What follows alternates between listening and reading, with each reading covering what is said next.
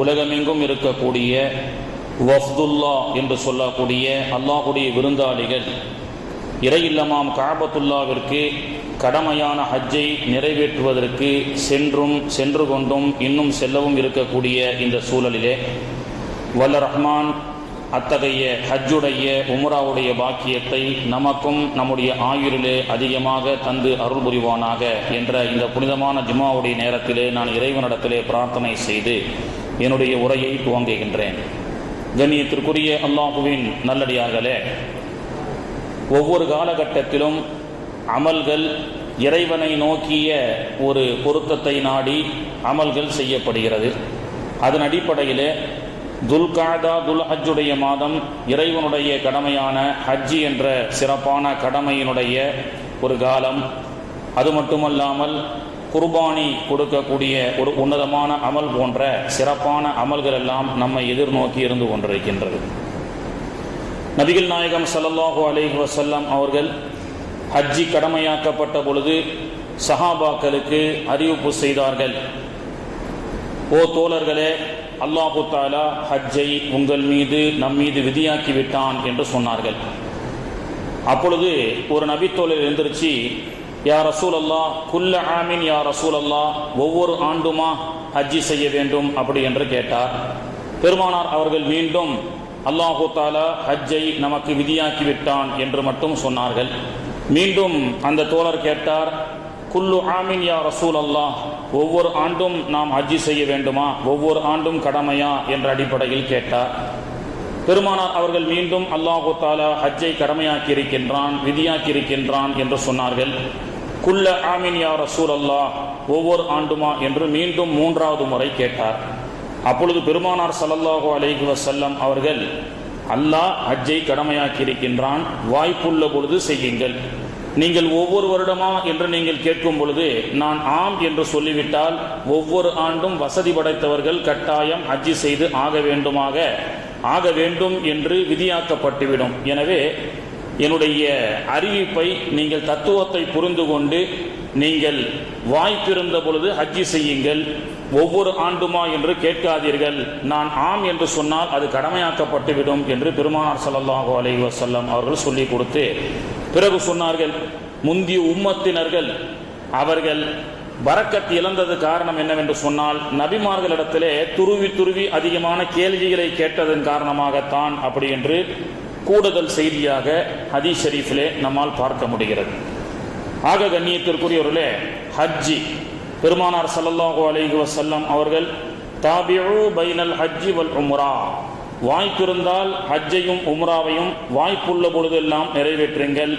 ஃபஇன்னஹுமா, இந்த ஹஜ்ஜும் உம்ராவும் எப்படிப்பட்டது என்று சொன்னால் யன்ஃபியானில் ஃபக்ர், ஏழ்மையை அது அழித்துவிடும்.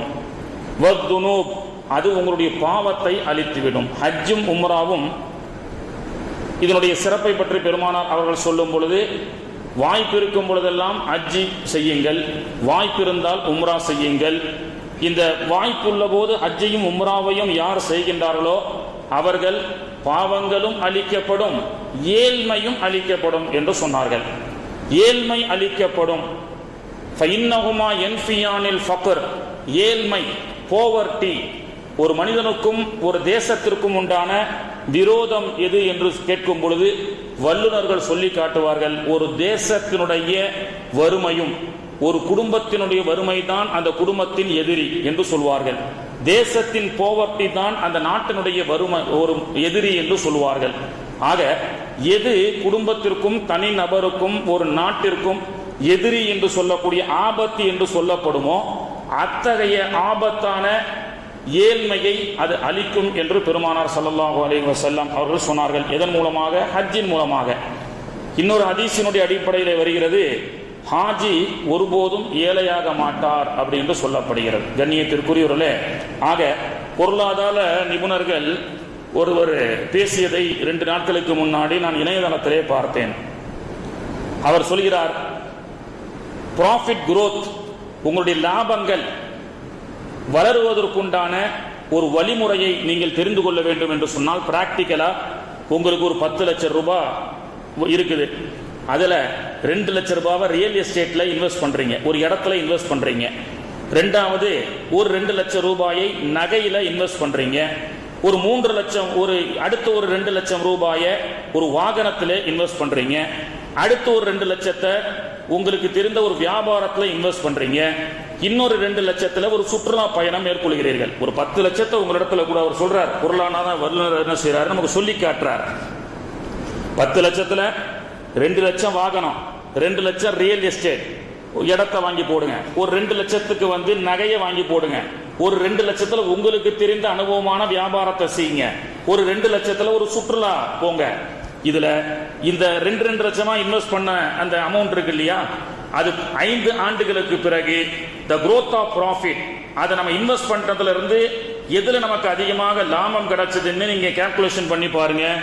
நீங்க வாகனம் வாங்கியிருக்கீங்க இல்லையா, வாங்கும் பொழுது இருக்கக்கூடிய அமௌண்ட்டை விட அது 5 வருஷம் கழிச்சு 40% லாஸ் ஆயிரும். நீங்க கொடுத்த அந்த 2 லட்சம் காசுல ஒரு வாகனத்தை வாங்கினீங்கன்னா 40% அது லாஸ். சோ அதுல இன்வெஸ்ட் பண்றது வேஸ்ட் அப்படின்றாரு அவரு. அடுத்து இன்னொன்னு சொல்றாரு, சுற்றுலா. நீங்க ஏதாவது ஒரு வெளிநாட்டுக்கு சுற்றுலா சென்று விட்டு வருகிறீர்கள், 2 லட்சத்தை போட்டு அது 0, அதுவும் உங்களுக்கு லாஸ் தான். ஒரு ரியல் எஸ்டேட்ல ஒரு இடத்தை வாங்கி போடுறீங்க, அது ஓரளவு நம்ம வாங்கி போடக்கூடிய இடத்தை வச்சு ஒரு ப்ராஃபிட் கிடைக்கும் அப்படின்னு சொல்றாரு. இன்னைக்கு தங்கம் விற்கக்கூடிய விலையில அது உழைக்காமலேயே முதலீடு இருந்தால் அதுல வாங்கி போட்டு 5 வருஷம் கழிச்சுன்னா இப்ப இருக்கக்கூடிய சிச்சுவேஷனை பொறுத்த வரைக்கும் growth. அப்போ அவர் என்ன சொல்றாருன்னா, அப்புறம் வியாபாரத்தை கணக்கு பண்ணுங்க. இந்த 5 ஆண்டுகள்ல 2 லட்சமா நீங்க இன்வெஸ்ட் பண்ணி எது growth of profit அதிகமா இருக்குன்னு சிந்தனை செஞ்சு அதுக்கு பிறகு இருக்கக்கூடிய உங்களுடைய அமௌண்ட்டை நீங்க இன்வெஸ்ட் பண்ணி சிந்திச்சு இன்வெஸ்ட் பண்ணுங்க அப்படின்னு சொல்லி அவர் ஒரு பொருளாதார நிபுணர் ஒரு மோட்டிவேஷன் பேச்சுல நமக்காக ஒரு சிந்தனைக்காக வருமான பொருளாதார முன்னேற்றம் எதுல இருக்குது அப்படின்றதுக்காக அவர் என்ன செய்யறாரு, நமக்கு ஒரு சிந்தனையை தோண்டி விடுகிறார். அப்போ கண்ணியத்திற்குரியவர்களே, இன்னைக்கு பாத்தீங்கன்னா மாற்று மத சகோதர மதத்தை சார்ந்தவர்கள் அட்சய திருதி அப்படின்னு சொல்றாங்க. அட்சய திருதியில ஏதேனும் நகையை வாங்கி இன்வெஸ்ட் பண்ணா அந்த ஆண்டு முழுக்க நிறைய நகை சேரும் அப்படி என்று சொல்வார்கள். ஆக கண்ணியத்திற்குரியவர்களே, இன்னைக்கு பணம் வைத்திருக்கக்கூடிய செல்வந்தர்கள் எதுல நம்முடைய பணத்தை இன்வெஸ்ட் பண்ணலாம், அந்த இன்வெஸ்ட்மென்ட் மூலமாக நமக்கு எதுல growth of profit அதிகமா கிடைக்குது அப்படி என்று தேடல் உடைய ஒரு காலமாக இன்னைக்கு இருக்குதா இல்லையா? அதன் அடிப்படையில் தங்கத்தில் முதலீடு செய்யலாம், ரியல் எஸ்டேட் இடத்தை வாங்கி முதலீடு செய்யலாம் என்று பலவாறாக முதலீட்டில் போட்டு நம்ம growth of நம்முடைய இருக்கக்கூடிய அந்த பணத்தை பெருக்க வேண்டும் என்ற ஒரு ஆர்வம் எல்லோருக்கும் இருக்கிறது, தவறில்லை. ஆனால் கண்ணியத்திற்குரியவர்களே, இதுவெல்லாம் எல்லா வளர்ச்சி அடைந்தால் தங்கமும் வீழ்ச்சி அடையக்கூடிய ஒரு சூழல் இருக்கிறது. ரியல் எஸ்டேட்ல வாங்கி போடக்கூடிய இடமும் வீழ்ச்சி அடைவதற்கு சூழல் இருக்கிறது. வியாபாரம் ஆரம்பிக்கிறோம், நினைத்தா அல்லாஹ் நாடினால் பரக்கத், இல்லை என்று சொன்னால் நஷ்டம். இப்படி உலகத்துல போடக்கூடிய எல்லா முதலீடுகளும் அது லாபம் தரும், growth of profit, அதனுடைய ஏழ்மையை போக்கும் என்று சொல்ல முடியாது. ஏனென்று சொன்னால் காலத்தினுடைய சுழற்சி, அமெரிக்கா போன்ற டாலர் வீழ்ச்சி அடையப்பட்டால் உலகத்தினுடைய பொருளாதாரம் கேள்விக்குறியாக மாறுகிறது அல்லவா?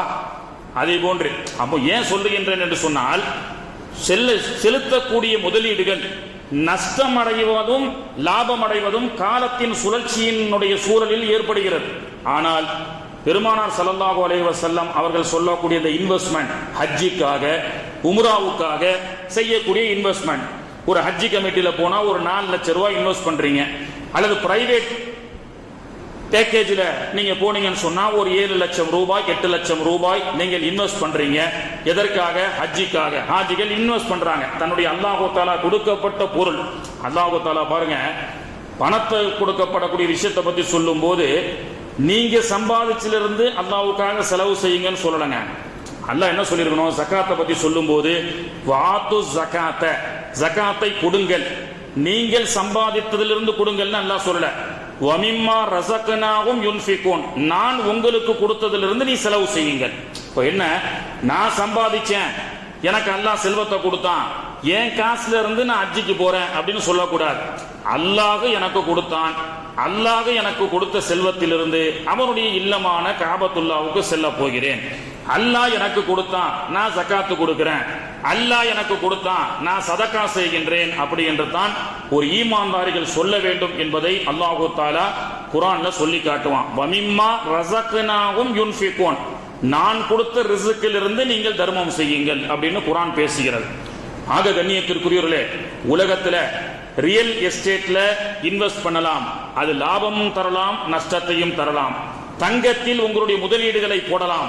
அது காலத்தின் சுழற்சியில் நன்மையும் லாபத்தையும் தரலாம், growth ஆஃப் ப்ராஃபிட்டையும் தரலாம், அல்லது உங்களுக்கு growth ஆஃப் லாஸையும் தரலாம். அதுவே உங்களுக்கு நஷ்டமும் அடையலாம். ஆனால் உலகத்திலே ஒரு இன்வெஸ்ட்மெண்ட், அந்த இன்வெஸ்ட்மெண்ட்ல போட்ட நஷ்டம் என்பதே கிடையாது.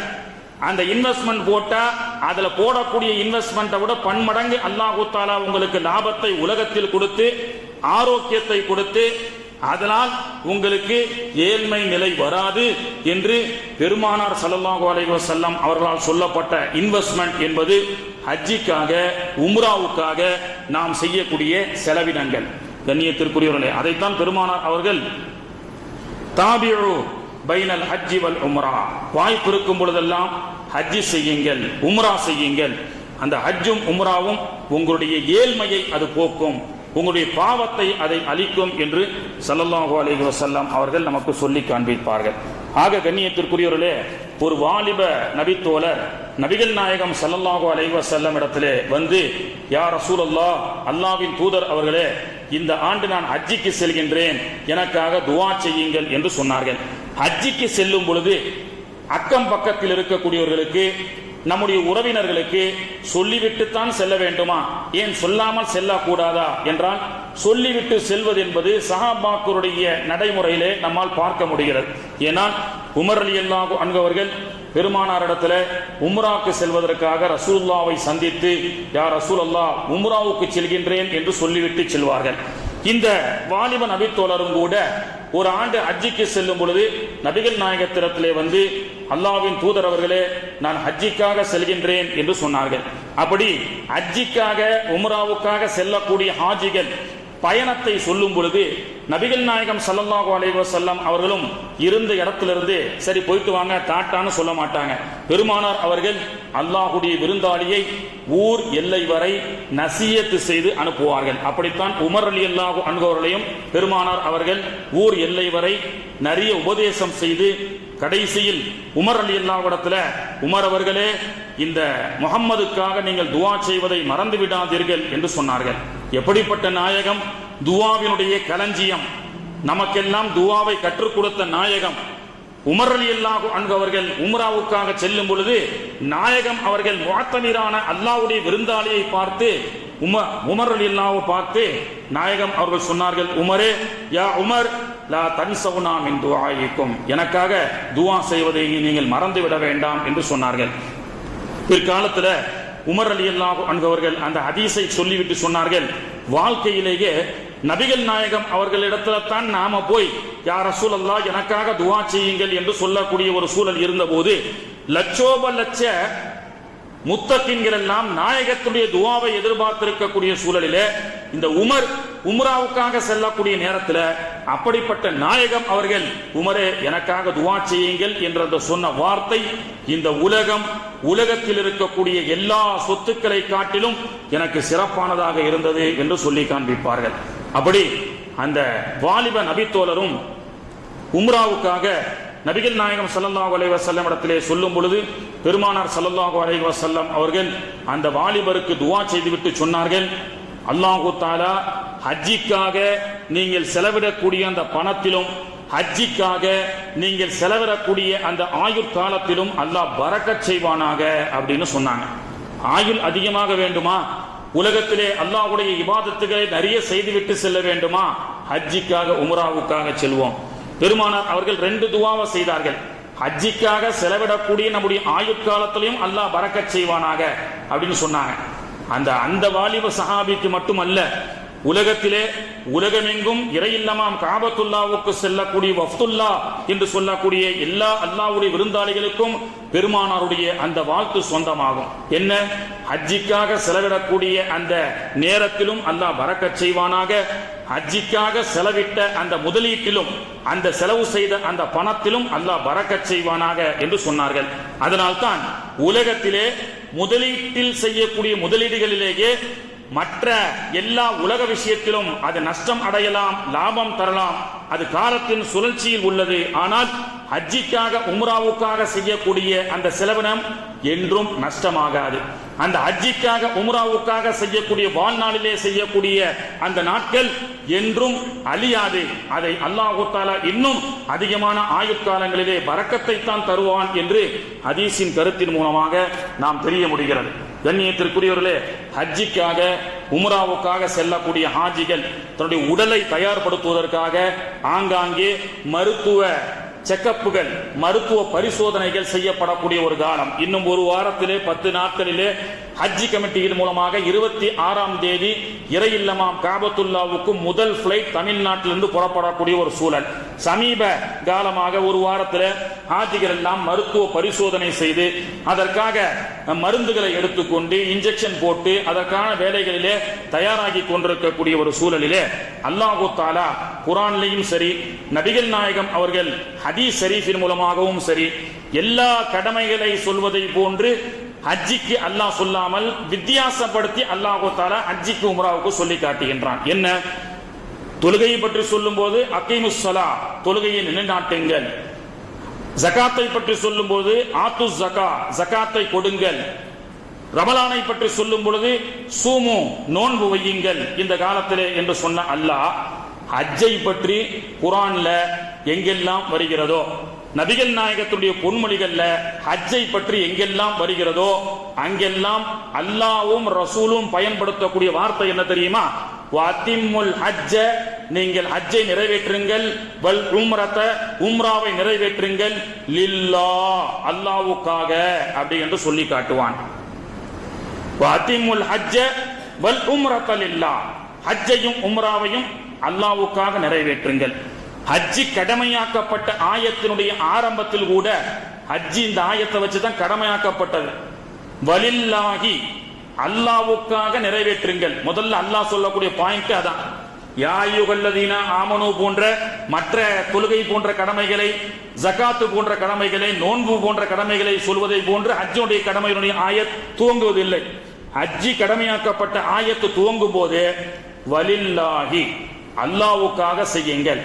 அலன் நாசி, மனிதர்களின் மீது, ஹிஜ்ஜுல் பைத்தி மனிஸ்ததாஅ இலைஹி சபீலா, மனிதர்கள் நீங்கள் சக்தி பெற்றால், பொருளாதாரத்திலும் உடலாலும் நீங்கள் சக்தி பெற்றால் அல்லாஹ்வுக்காக ஹஜ்ஜி செய்யுங்கள் அப்படி என்று சொல்லி மற்ற கடமைகளை தாண்டி ஹஜ்ஜை பற்றி சொல்லும் போது எல்லா வசனத்திலும் லில்லாஹ் அப்படி என்று சொல்லி காட்டுவான். பெருமானார் அவர்கள் ஸல்லல்லாஹு அலைஹி வஸல்லம் அவர்கள் சொல்லுவார்கள், ஏன் இந்த வாசகத்தை குர்ஆனும் ஹதீஸும் நமக்கு சொல்லப்படுகிறது? பெருமை இல்லாமல் ஹஜ்ஜி செய்ய வேண்டும். பெருமானார் ஸல்லல்லாஹு அலைஹி வஸல்லம் அவர்களுடைய ஹதீஸ அன் இப்னு மாலிக் ரலியல்லாஹு அன்ஹு அவர்கள் அறிவிக்கின்றார்கள். அன்ன ரசூலுல்லாஹி ஸல்லல்லாஹு அலைஹி வஸல்லம் அல்லாஹ்வை அங்கே சென்று யாசகம் கேட்பதற்காக 4 விதமான நிய்யத்தோடு ஹஜ்ஜிக்கு செல்வார்கள். எதற்காக? அக்னியா உம்மத்தி லின் நுஸஹதி, செல்வந்தர்கள் சுற்றுலா என்ற எண்ணத்திலே செல்வார்கள்.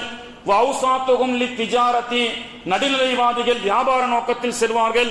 வகுர்ராஉஹும் லிர்ரியா வஸ்ஸமியாதி, ஆலிம்கள் பெருமைக்காக பகட்டுக்காக செல்வார்கள். வகுர்ராஉஹும் லில் மஸ்அலதி, இன்னும் வஃபுகராஉஹும் லில் மஸ்அததி, ஏழைகள் யாசகம் கேட்க செல்வார்கள். எனவே செல்வதற்கு முன்பு பெருமை அகந்தையை நீக்கிவிட்டு ஹஜ்ஜிக்காக உம்ராவுக்காக செல்ல வேண்டும்.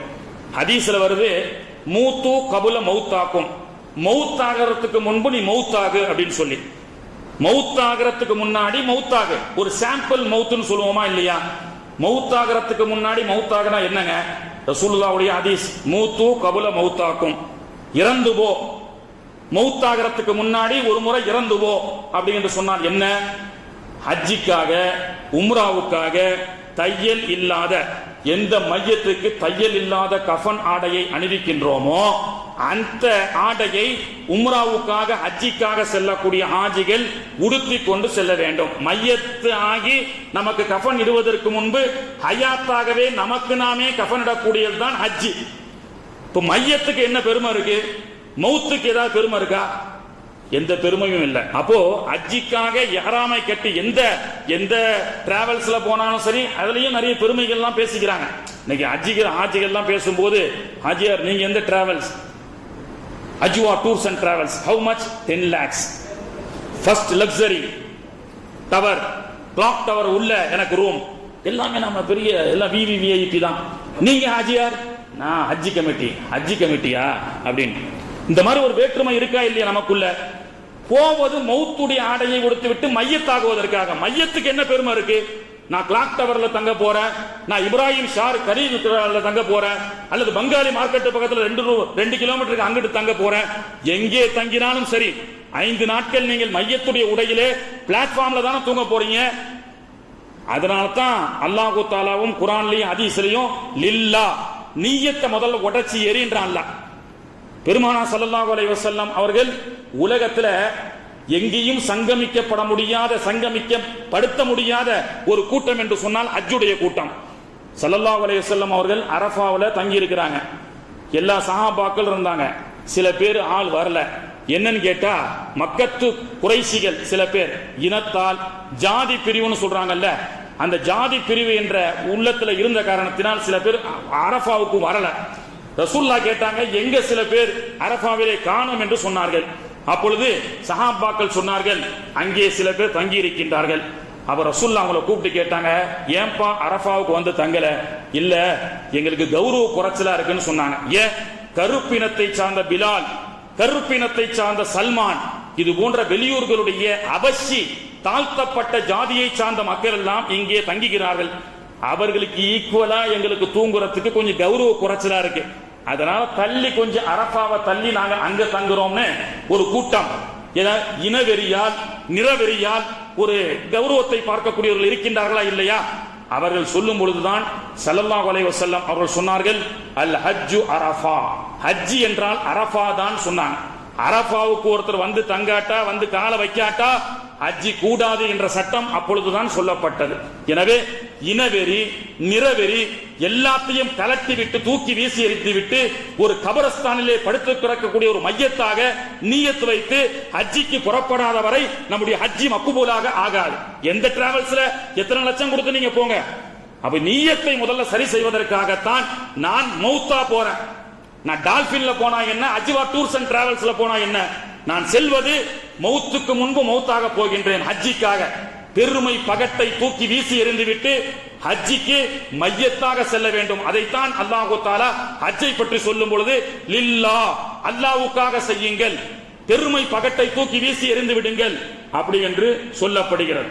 கண்ணியத்திற்குரியவர்களே, ஆக ஹஜ்ஜினுடைய இந்த கடமையை பற்றி அல்லாஹு தஆலா சொல்லும் பொழுதெல்லாம் லில்லா லில்லா என்று அல்லாஹ் சொல்லக்கூடிய காரணம், செல்வதற்கு முன்பு நாம் மருத்துவ பரிசோதனை செய்து கொள்கின்றோம், இன்ஜெக்ஷன் போட்டுக் கொள்கின்றோம், தேவையான மருந்து மாத்திரைகளை எடுத்துக் கொள்கின்றோம். அல்லாஹ் சொல்றான், வதஸவ்வது, பேக் யுவர் பேக்கேஜ், உங்களுடைய பேக்கேஜ் லக்கேஜ்களை நீங்க எடுத்துக் கொள்ளுங்கள். வதஸவ்வது, இன்னும் அந்த பேக்கேஜ்ல அதிகமாக எடுத்துக் கொள்ளுங்கள். அல்லாஹ் சொல்றது, அல்லாஹ் சொல்லக்கூடிய ஒரு பேக்கேஜ் இருக்கு. அல்லாஹ் என்ன சொல்றான், உங்களுக்கு மருந்து மாத்திரை, நிறைய பேர் டிராவல்ஸ்ல மருந்து மாத்திரை எடுத்துக்கிடுங்க, இன்னென்ன பொருள் எடுத்துக்கிடுங்க எல்லாம் சொல்றாங்களா இல்லையா? நம்ம போகக்கூடிய பிளைட்ல 35 கிலோ லக்கேஜ்ல போடலாம், ஹேண்ட் லக்கேஜ் ஒரு 5 கிலோ, இப்படி எல்லாம் சொல்றாங்க. இப்படி எல்லாம் சொல்லக்கூடிய இவர்கள், இது உலக ரீதியில நமக்கு தேவையான பொருட்கள். அல்லாஹ் ஒரு லக்கேஜை கொண்டு போக சொல்றான் ஹஜ்ஜிக்காக உம்ராவுக்காக செல்லும் பொழுது. வதஸவ்வது ஃபஇன்ன கைர ஸாதி தக்வா, நீங்கள் செல்லக்கூடிய கொண்டு போகக்கூடிய லக்கேஜ்களிலேயே நீங்கள் தக்வா என்ற லக்கேஜை நீங்கள் அதிகமாக எடுத்துக்கொள்ளுங்கள் என்று அல்லாஹ் சொன்னான். உங்களுக்கு மருந்து மாத்திரை, தேவையான உடைகள் எல்லாவற்றையும் நீங்கள் லக்கேஜாக கொண்டு செல்லக்கூடிய நீங்கள் வதஸவ்வது ஃபஇன்ன கைர ஸாதி தக்வா வத்தகூனி யா உலில் அல்பாப் என்று குர்ஆனிலே அல்லாஹ் தஆலா சொல்லி காண்பிப்பான். கண்ணியத்திற்குரியவர்களே, ஹஜ்ஜை பற்றிய நம்ம நாட்டில் ஒரு விழிப்புணர்வு ரொம்ப குறைவாக இருந்த காலம் ஒரு நேரம். என்ன செய்யறது, இறுதி ஹஜ்ஜாம், ஹஜ்ஜி கடமை இறுதி கடமை. மகன் மகளுக்கெல்லாம் திருமணம் முடித்து செல்ல வேண்டும், பேத்திகளுக்கு திருமணம் முடித்து சொல்ல வேண்டும். சில பேரு அல்லாஹ் வசதியை கொடுத்திருப்பான், கொள்ளு பேத்தியை பிறக்கணும் பார்த்துட்டு போகணும்னு சொல்லி 75 வயசு 80 வயசு வரைக்கும் அல்லாஹ் வசதியை கொடுத்திருந்தாலும் செய்யாமலேயே இருக்கிறாங்க. அல்லாஹ் பாதுகாக்க வேண்டும் சகோதரர்களே. அல்லாஹ் ஸல்லல்லாஹு அலைஹி வஸல்லம் சொன்னாங்க, ஹஜ்ஜி செய்யக்கூடிய வாய்ப்பு வசதி இருந்தும் யார் ஹஜ்ஜி செய்யவில்லையோ, இன்ஷா யஹூதியன் அவ் இன்ஷா நஸ்ரானியன், அவன் யூதனாகவோ நஸ்ரானியாகவோ மரணிக்கட்டும் என்று சொன்னார்கள். ஒரு பயணத்துல ஒரு பெண்மணி வந்து ரசூலுல்லாஹி ஸல்லல்லாஹு அலைஹி வஸல்லம் கிட்ட கேக்குறாங்க, ஒரு குழந்தையை தூக்கி காண்பித்து, யா ரசூலல்லாஹ், அல்லாஹ்வின் தூதர் அவர்களே, அஹஜ்ஜு ஹாதா, ஒரு குழந்தையை, ஒரு கை குழந்தையை தூக்கி ரசூலுல்லாஹ் கிட்ட காட்டுறாங்க. நீங்கள் தான் அல்லாஹ்வுடைய தூதர், அஹஜ்ஜு ஹாதா, இந்த குழந்தைக்கு ஹஜ் இருக்கிறதா அப்படி என்று கேட்டார்கள். அப்பொழுது ஸல்லல்லாஹு அலைஹி வஸல்லம் அவர்கள், நஅம், ஆம், அந்த குழந்தைக்கும் வசதி இருந்தால், அந்த பெற்றோர்கள் செல்லும் பொழுது வாய்ப்பு இருந்தால் அந்த குழந்தைக்கும் அல்லாஹு தஆலா ஹஜ்ஜை நாடுவான், அந்த குழந்தைக்குண்டான அஜ்ரும் சவாபும் கிடைக்கும் என்று சொன்னார்கள். ஆனா நம்ம நாட்டில் 60-70 வயதை தாண்டிய பிறகுதான் ஏன்னா இறுதி கடமை ஆச்சே அப்படின்னு நம்ம சொல்றோம். ஹஜ்ஜி என்பது இறுதி கடமை இல்ல, கடமைகளில் ஒன்று, கட்டாயம் செய்ய வேண்டும். 20 வயசுல ஒருத்தருக்கு எல்லா வசதி வாய்ப்பு தாக்கத்தை கொடுத்தா 20 வயதிலே அவர் ஹஜ்ஜி செய்ய வேண்டும். 35 வயசுல ஒருத்தருக்கு அல்லாஹ் தாக்கத்தை கொடுத்தா அவர் ஹஜ்ஜி செய்ய வேண்டும். ஆனால் கடமையினுடைய இறுதி என்று வைத்துக் கொண்டு நாம் என்ன செய்யறோம்? இன்னைக்கு நம்ம நாட்டில் ஷைபாவா ஆன பிறகு, வயதெல்லாம் தள்ளாடிய பிறகு ஹஜ்ஜிக்காக செல்லக்கூடிய ஒரு காலமாக இருந்தாலும், இன்னைக்கு அல்லாஹ்வுடைய கிருபையில விழிப்புணர்வு ஆகி எல்லாரும் அல்லாஹ்வுக்காக இன்னைக்கு எல்லா மக்களும் விழிப்புணர்வாய் வாலிபத்திலேயே ஹஜ்ஜி உம்ரா செய்யக்கூடியவர்களாக இருந்து கொண்டிருக்கின்றார்கள். பிள்ளைகளுக்கும் அந்த ஆசையை ஊட்டணும். நீங்கள் பிள்ளைகளை நீங்கள் ஈன்றெடுக்கிறீர்கள். மதரசாக்களுக்கு எங்களுடைய பிள்ளைகளை நீங்க அனுப்புனீங்கன்னா அவங்களுக்கு மார்க்கத்தின் அடிப்படையில் நாங்கள் வார்த்தை எடுக்கின்றோம். இன்னைக்கு ஒரு பையனுக்கு 1.5 லட்சம் ரூபாய் எஸ் சீரியஸ் ஆப்பிள் மொபைலையும் ஒரு உம்ரா பேக்கேஜையும் கொடுத்தா எது எடுத்துக்கொள்வான்? ஆப்பிள் மொபைலை எடுக்கக்கூடியவனுக்கு மார்க்கத்தினுடைய ஆசை இல்லை. ஆனால் அதே உங்கள் வீட்டு பிள்ளை ஒரு 1.5 லட்சம் ரூபாய் எஸ் சீரியஸ் ஆப்பிள் மொபைலையும் ஒரு உம்ரா பேக்கேஜையும் கேட்டா, நான் அல்லாஹ்வுடைய இல்லமான பள்ளிவான் காபத்துல்லாவுக்கு உம்ராவுக்காக செல்ல வேண்டும் என்ற ஒரு தக்குவாவை பிள்ளைகளுக்கு ஊட்டி வளர்க்க வேண்டும். ஹஜ் என்றால் என்ன, உம்ரா என்றால் என்ன, அதெல்லாம் வயசான பிறகு அப்படி அல்ல, சிறு வயதிலேயே ஹஜ்ஜிக்கு செல்லக்கூடிய ஆஜிகளை சந்தித்து நாம் பிள்ளைகளை கூப்பிட்டு சென்று இவர்கள் இறையில்லமாம் காபத்துல்லாவுக்கு செல்கின்றார்கள், அண்ணன் நபியை சந்திக்க செல்கின்றார்கள், உங்களுடைய பிள்ளைகளை கூட்டு போய் ஹாஜி இடத்துல துவா செய்ய சொல்லுங்க. எனக்கெல்லாம் எங்க அத்தா 5 வயசு இருக்கும் போது, அதாவது 5வது படிக்கும் பொழுது எங்கள் ஊர்ல முதல்ல ஒரு ஹாஜியார் சென்றார். அப்போ போய் ஆஜியாரிடம் முசாபா செய்யும் போது என்னத்தா சொல்லணும்னு கேட்டேன். நபிகள் நாயகம் ஸல்லல்லாஹு அலைஹி வஸல்லம் அவர்களுக்கு என்னுடைய சலாத்தை எத்தி வைக்க சொல்லி நீ சொல்லு என்று சொல்லி 10 வயதிலே எங்களுடைய தகப்பனார்கள் சொல்லி கொடுப்பார்கள். இதுவெல்லாம் ஒரு வயசானதுக்கு சம்பந்தப்பட்டது, பிள்ளைகளுக்கு சம்பந்தம் இல்லை அப்படி என்று இருக்கக்கூடாது. பிள்ளைகளுக்கும் அந்த ஆர்வத்தை ஊட்ட வேண்டும். இறையில்லமாம் காபத்துல்லாவுக்கு செல்லக்கூடிய அந்த மகிமையை, நபிகள் நாயகத்தை சந்திக்கக்கூடிய அந்த பாக்கியத்தை பற்றியும் அந்த பிள்ளைகளுக்கு சொல்லிக் கொடுக்க வேண்டும். கண்ணியத்திற்குரியவர்களே, ஆக அல்லாஹ் நாடினால் அது அல்லாஹ்வுக்காக செய்கின்றோம் என்று சொல்கின்றோமே, அல்லாஹ் நாடினால் யாரை வேண்டுமானாலும் ஹஜ்ஜிக்கு அழைத்து செல்வான். அதற்கும் அறிவுக்கும் சம்பந்தம் இல்லை. அதெல்லாம் யாருங்க போறது? அதெல்லாம் கோடீஸ்வர ஹாஜி பெரிய பெரிய ஆளுங்க போறதுங்க. நான் ஒரு சின்ன பிளாட்ஃபார்ம் வியாபாரி, நான் எப்படிங்க போக முடியும்னா போகவே முடியாது. இறைவன் அவனுடைய இல்லமான காபத்துல்லாவிற்கு நான் துவா செய்து கொண்டே இருப்பேன், அல்லாஹ் என்னை அழைத்து செல்வான் என்ற நம்பிக்கை நமக்கு வர வேண்டும். அறிவுக்கும் காசுக்கும் வசதிக்கும் திறமைக்கும் சம்பந்தம் இல்லை ஹஜ்ஜி. யாரை நாடினாலும் இறையில்லமான அல்லாஹ்வுடைய இல்லத்திற்கு அல்லாஹ் அழைத்துக் கொள்வான். சமீபத்தில் நைஜீரியாவுடைய ஒரு பத்திரிகையில போடப்பட்ட ஒரு செய்தி, the miracle of a poor farmer from Nigeria who went to Hajj. ஒரு நைஜீரியா நாட்டை சார்ந்த ஒரு ஏழை விவசாய, கூலி விவசாயம் செய்யக்கூடியவர், விவசாய நிலத்துக்கு சொந்தக்காரர் அல்ல, விவசாயத்திலே கூலி வேலை செய்யக்கூடியவர். அந்த ஆர்டிக்கலுடைய ஜசீராவுடைய பத்திரிகையினுடைய தலைப்பு என்ன? தி மிராக்கிள் ஆஃப், ஒரு ஆச்சரியம், ஆஃப் எ புவர் ஃபார்மர், ஒரு ஏழை விவசாயி ஃப்ரம் நைஜீரியா, நைஜீரியாவை சார்ந்த ஒரு ஏழை விவசாயி who went to Hajj, அவர் ஹஜ்ஜிக்காக வந்த செய்தி அப்படின்னு சொல்லி ஒரு தலைப்பாகவே கொடுத்து போடுறாங்க. என்ன, ஒரு நாள் பொழுது அவர் நைஜீரியாவில் தன்னுடைய வழக்கமான அந்த விவசாய வேலையை பார்த்து கொண்டிருக்கக்கூடிய நேரத்தில் ஒரு ட்ரோன், ஒரு ஹெலிகாப்டர் அப்படியே பறந்து வந்து கீழே விழுகிறது. ஒரு மீடியாவுக்கு சொந்தமான ஒரு ஹெலிகாப்டர் ட்ரோன் இருக்குல்ல, கேமரா ட்ரோன், அது வந்து கீழே வந்து விழுகிறது. அதை எடுத்து என்னவென்று அவருக்கு தெரியல. அவர் வந்து ஒரு இன்னசென்ட், அவருக்கு தெரியாது, ஒரு கிராமத்தை சார்ந்தவர். அந்த ட்ரோன் ஹெலிகாப்டர் என்பது அவருக்கு தெரியாது. இப்ப எல்லா ஊர்களிலையும் கல்யாணத்துல மேல பறக்குது பாருங்க, புஷ்ன்னு பறகுது, நம்மளாம் வீடியோ எடுக்குது. அதை எடுத்துட்டு இது யாருடையதுன்னு தெரியலையே வரும் பொழுது அந்த மீடியாவுடைய அந்த அவங்க எல்லாம் வந்துட்டாங்க. ரிப்போர்ட்டர்ஸ்லாம் வந்து அதை வாங்கிட்டாங்க. அப்ப அவர் கேட்டார், இது என்னது பறந்து வருது அப்படின்னு கேட்டார். இது ட்ரோன், இது வந்து கேமரா பிடிக்கும், மேல இருந்து கீழே இருக்கக்கூடியதெல்லாம் ஜூம் பண்ணி கேமரா பிடிக்கக்கூடியதுன்னு அவருடைய பாஷையில அவர் சொல்லி கொடுத்தாங்க. அப்ப அவர் சொன்னாரு, இந்த ஹெலிகாப்டர் என்னை கெட்டி விட்டா காபத்துல்லாவுக்கு கொண்டு போய் விட்டுருமான்னு கேட்டார். ஆசையை பாருங்க, இந்த ஹெலிகாப்டர்ல என்ன கெட்டி இது போன்ற ஒரு பெரிய ஹெலிகாப்டர் ரெடி பண்ணி என்ன அதுல உட்கார வச்சு நீங்க இறையில்லமான காபத்துல்லாவுக்கு ஹஜ்ஜிக்காக செல்ல முடியுமான்னு கேட்டார். ரிப்போர்ட்டர் பதிவு செய்கின்றார். மறுநாள் பத்திரிகையிலே வருகிறது, அல் ஜசீராவுடைய நைஜீரியாவுடைய அந்த கிளையை சார்ந்த அந்த பத்திரிகை ஆபீஸே அவரை செலவு செய்து ஹஜ்ஜிக்கு அழைத்து சென்றது. அதைத்தான் அவர்கள் தலைப்பாக போடுகின்றார்கள், த மிராக்கிள், ஆச்சரியம் of a poor farmer from Nigeria who went to ஹஜ். அந்த 5 நிமிடத்திற்கு முன்பு அவருக்கு தெரியுமா ஹஜ்ஜுடைய வாய்ப்பு கிடைக்கும் என்று. அவருடைய உள்ளத்தில் ஏற்பட்ட ஆசை, இந்த ட்ரோன் அவருடைய கனவு எங்க, எப்படியாவது அல்லாஹ்வுடைய இல்லத்தை பார்க்கணும், எப்படியாவது அல்லாஹ்வுடைய இல்லத்துக்கு சென்று தவாப் செய்ய வேண்டும் என்ற அந்த புனித பூமிக்கு செல்ல வேண்டும் என்ற ஆசையை தவிர அவருக்கு வேற ஒன்றும் உள்ளத்தில் தோணவில்லை. எனவே பறந்து வரக்கூடிய ட்ரோனாவது நம்ம இறையில்லமாம் காபத்துல்லாவுக்கு அழைத்து விட்டு விடுமோ என்ற ஒரு ஆசை, அந்த ஆசை நைஜீரியா பத்திரிகையிலே பப்ளிஷ் ஆகிறது. அந்த நைஜீரியாவுடைய கிளை ஜசீரா பத்திரிகை அந்த ஏழை விவசாயியை அந்த ஆண்டு ஹஜ்ஜுக்கு அழைத்து சென்றது. யாரை எப்பொழுது அவனுடைய இல்லத்துக்கு அல்லாஹ் அழைத்துக் கொள்வான் என்பது நம்முடைய அறிவுக்கு தெரியாது. அல்லாஹ் நாடினால் நாம செய்ய வேண்டியது என்ன, துஆ. என்னால முடியாதா, நமக்கு இருக்க கஷ்டத்துக்கு எப்படித்தான் போக முடியும்னா அப்படியே ஆயிரும். கண்டிப்பா அல்லாஹ் என்னை அழைத்துக் கொள்வான். அல்லாஹும் மர்சுக்னா ஹஜ்ஜ பைத்திக்கல் ஹரம் என்று நாம் துஆ செய்து கொண்டே இருப்போம். துஆவால் உள்ள சக்தி வேறு எதற்கும் இல்லை.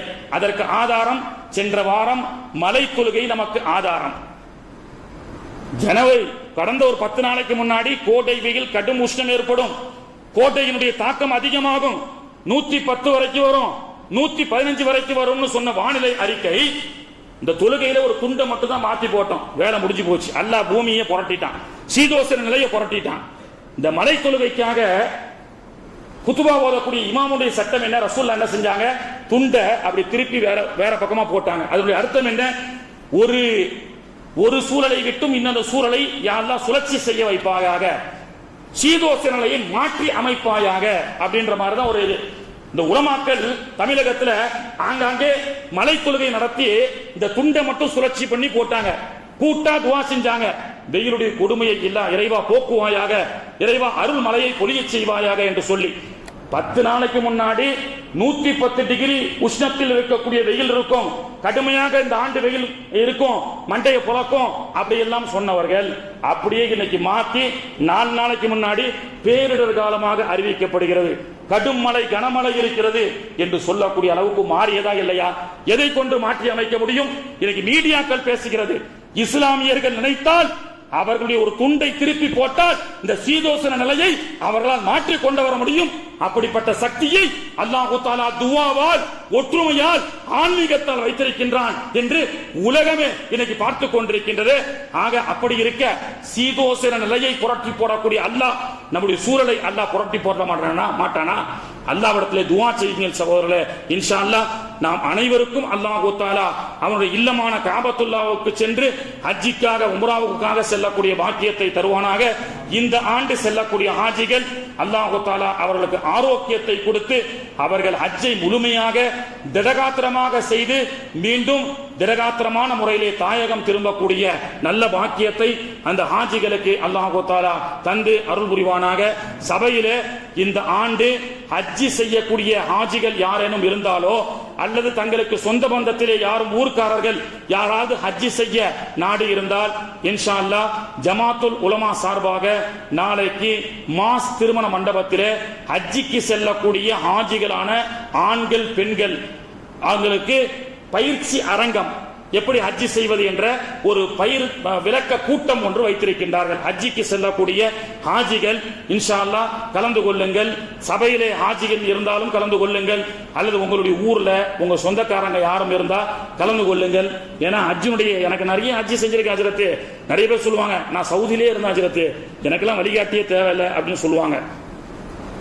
ஒரு புத்தகம் எழுதிய ஒரு கிதாப் எழுதிய ஒரு மிகப்பெரிய முஹந்திஸ், அதாவது முசன்னிஃப், ஹஜ்ஜி எப்படி செய்வதுன்னு அரபியில ஒரு கிதாப் எழுதினார். அவருடைய கிதாபை பார்த்து தான் நிறைய பேர் ஹஜ்ஜி, அரபு நாட்டுகள் எல்லாம் அரபியெல்லாம் ஹஜ்ஜி செஞ்சாங்க. அவர் முதல்ல என்ன செஞ்சாரு, ஹஜ்ஜிக்கு போனார். கிதாப் எழுதினார்ல, அவர் எழுதின கிதாபை வச்சு தான் எல்லாரும் ஹஜ்ஜிக்கு இப்படிதான் தவாஃப் செய்யணும், சாயி செய்யணும், இந்த சூழல் ஏற்பட்டால் என்ன சட்டம் எழுதிய அந்த ஹஜ்ரத் முசன்னிஃப் அவர் ஹஜ்ஜிக்கு போறார்.